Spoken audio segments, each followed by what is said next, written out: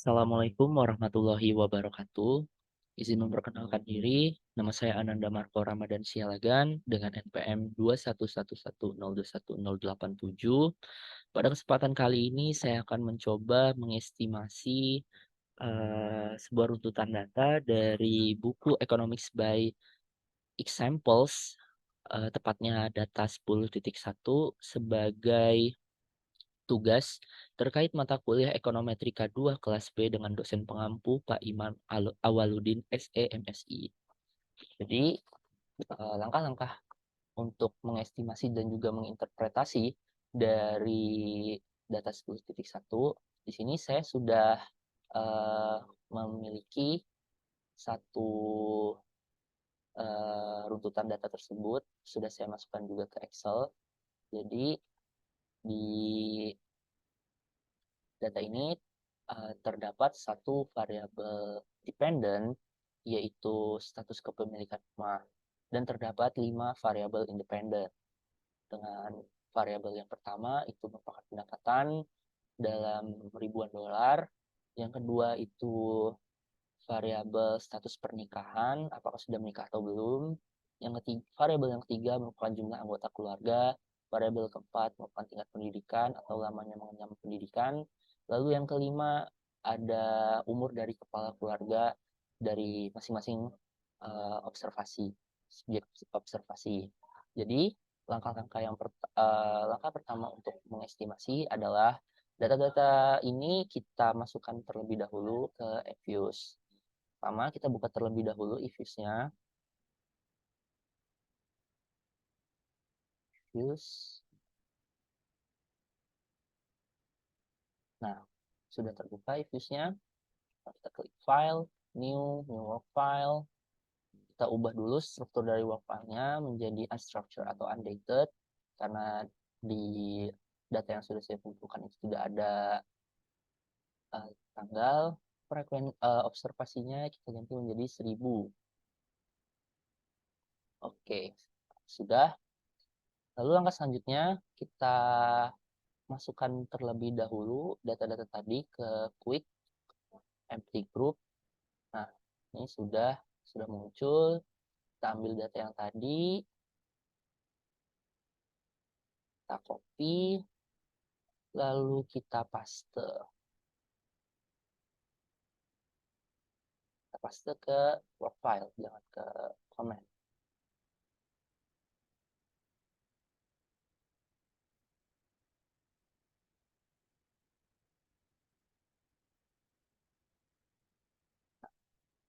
Kan label dari data yang saya kumpulkan ini kan tidak rapih.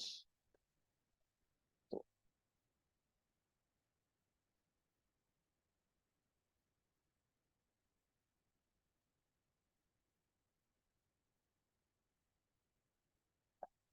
Ya.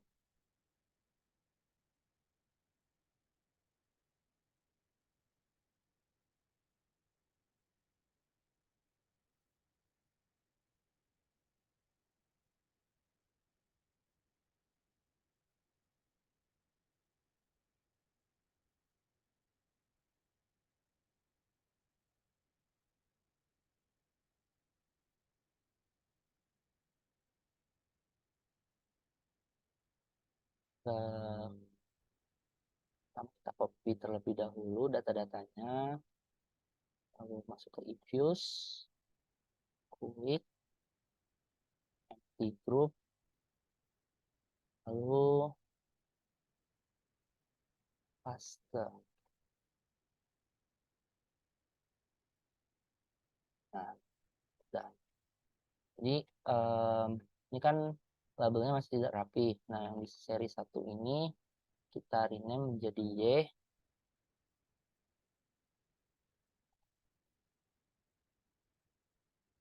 Seri 1 itu Y. Seri 2 itu X1.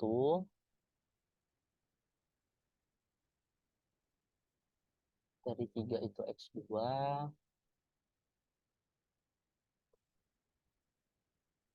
Seri 4 itu X3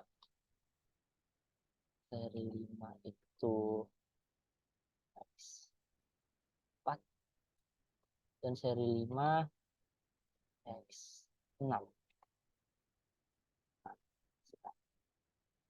Nah, sudah kita pindah-pindahkan.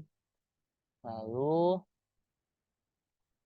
cek ya masih satunya situ. Nah, dari sini kita langsung memilih ini X5.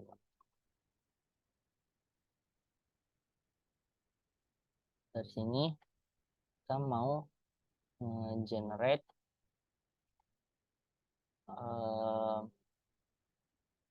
sebagai estimasi.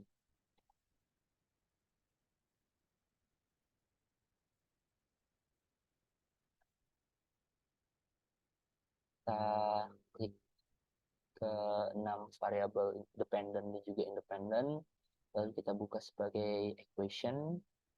Nah, di sini kan kita pindahkan C-nya ke antara Y dan juga X1. Nah, metode yang kita gunakan karena kita ingin mengestimasi logit dan probitnya, kita menggunakan binary choice. Pertama, kita estimasi dulu yang logit. Oke, seperti inilah hasil dari estimasi logit dari data kepemilikan rumah dan variabel-variabel independen lainnya. Jadi kita dapat koefisiennya sebesar 4,88317, X konstanta X1-nya itu 0,008442, konstanta X2-nya 1,0787, konstanta X3 0,046024, X4 0,13895, dan X5 konstantanya 0,055479. Terus ini tidak bisa kita interpretasi secara langsung, harus kita anti-logkan terlebih dahulu. Nah, hasil dari estimasi ini sudah saya pindahkan ke Excel yang tadi tuh, dan kita akan estimasinya di situ. Jadi yang pertama yang logit. Nah, yang logit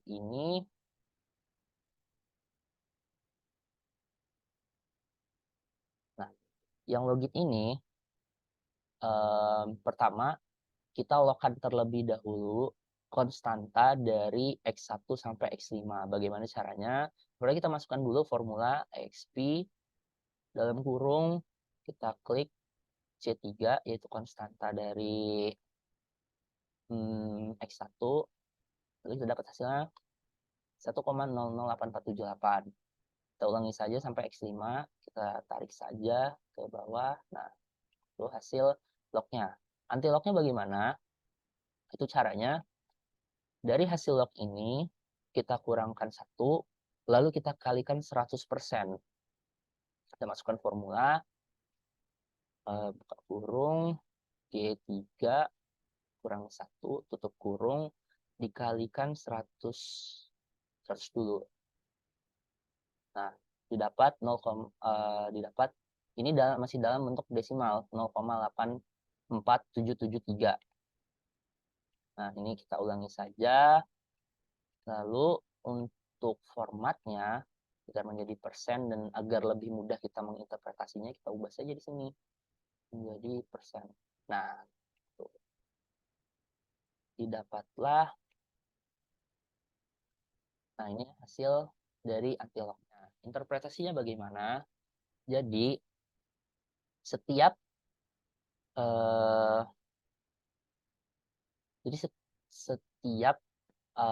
perubahan, setiap pertambahan 1 unit pada variabel X1 itu akan menambah probabilitas dari kepemilikan rumah objek observasi ini sebesar 85%. Setiap terdapat kenaikan pertambahan sebanyak $1.000 target observasi itu akan menaikkan 85% probabilitas dari kepemilikan rumah. Lalu yang kedua, setiap terjadi perubahan pada status pernikahan, misalkan dari yang tidak menikah menjadi menikah, itu akan menaikkan probabilitas untuk memiliki rumah sebesar 19,411%. Lalu setiap pertambahan anggota keluarga pada observasi kita itu akan menaikkan tingkat probabilitas sebesar 47,1% atas kepemilikan rumah. Lalu yang keempat, setiap terjadi kenaikan 1 tahun tingkat pendidikan dari observasi kita, itu akan menaikkan probabilitas untuk memiliki rumah sebesar 13,98%. Lalu yang terakhir, setiap pertambahan 1 tahun pada umur kepala keluarga, itu akan menaikkan probabilitas untuk memiliki rumah sebesar 5,7%. Untuk itu terkait interpretasi logit. Lalu bagaimana dengan interpretasi probit? Pada interpretasi probit kita balik lagi ke diffuse. Diffuse kita tutup lagi, kita delete saja. Lalu dari sini variabel-variabel tadi kita buka sebagai sebuah equation atau sebuah persamaan. Tuh. Ini kita pindahkan lagi ke antara Y dan C. Lalu kita pilih lagi metode binary, kita pilih probit, lalu kita oke saja. Nah, di sini kita dapat untuk koefisiennya itu sebesar minus 2,806179, konstanta X1 sebesar 0,003995, lalu untuk X2 itu 0,6617, lalu konstanta X3 itu 0,037637, konstanta variabel keempat itu 0,076354, dan variabel yang terakhir itu konstantanya bernilai 0,031372. Dari sini bagaimana cara menginterpretasinya? Caranya hasil estimasi ini kita pindahkan ke Excel. Di sini saya sudah memindahkan hasil estimasinya, pindah ke bagian probit.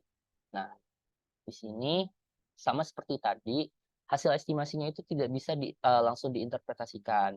Kita harus mencari antilognya terlebih dahulu. Sama saja caranya, rumusnya dari konstanta X1 sampai X5-nya itu kita logkan terlebih dahulu, lalu kita antilogkan dengan formula yang sama. XP B4. Nah, ya, dapat hasilnya segini. Dari sini kita ulangi saja sampai X5.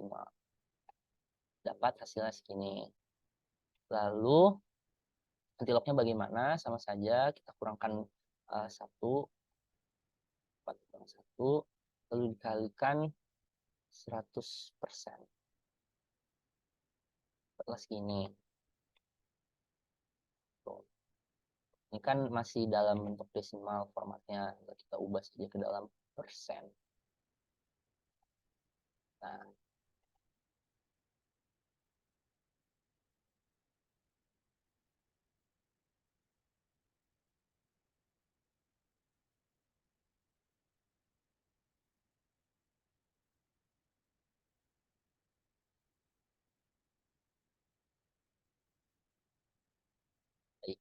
nah dari sini probit itu kan perbandingan antara hasil observasi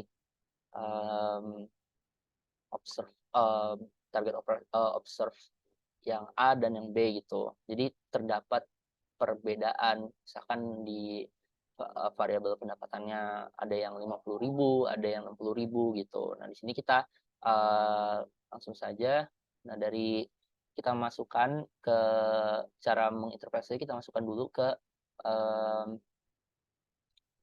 hasil persamaan dari kita masukkan ke dalam model dan kita masukkan juga baik itu koefisien dan juga konstantanya. Jadi yang pertama kita masukkan dulu bagaimana apabila si objek yang kita observasi itu memiliki pendapatan sebesar $50.000. Lalu dia menikah, lalu ia memiliki jumlah anggota keluarga 4, lalu kita mereka sama-sama menempuh pendidikannya itu 18 tahun dan juga umurnya sama-sama 50 tahun. Tuh, kita masukkan ke dalam model, kita bandingkan lalu kita ukur selisihnya. Jadi kita masukkan ke model. Nah, seperti ini. Jadi apabila objek yang kita observasi ini memiliki pendapatan 50.000, menikah, memiliki anggota keluarga 4, dan juga lama pendidikannya 18 tahun, dan juga umurnya 50 tahun, itu memiliki nilai persebaran sebesar 0,3749. Nah, kita bandingkan dengan objek observasi yang memiliki pendapatan $60.000 dengan kondisi variabel variabel independen lain yang sama. Ya, maksudnya dia sama-sama sudah menikah, jumlah anggota keluarganya 4, lama menempuh pendidikannya 18 tahun, dan juga umur keluarganya dan juga umur kepala keluarganya itu 50 tahun gitu. Didapat nilai persebarannya itu sebesar 0,3830. Nah, dari sini bisa kita interpretasi, kita kurangin saja 0,3749 untuk mengetahui selisihnya 0,3830. Nah, didapat minus 0,0081. Jadi kita ubah saja formatnya ke dalam bentuk persen.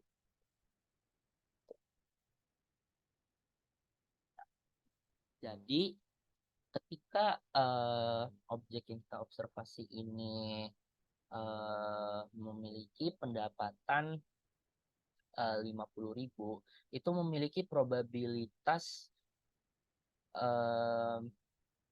yang lebih rendah sebesar 0,8% atau kita bulatkan menjadi 1% dibandingkan dengan orang-orang yang memiliki pendapatan 60.000 dengan kondisi status pernikahan, jumlah anggota keluarga, dan lama menempuh pendidikan dan juga umur keluarga yang sama.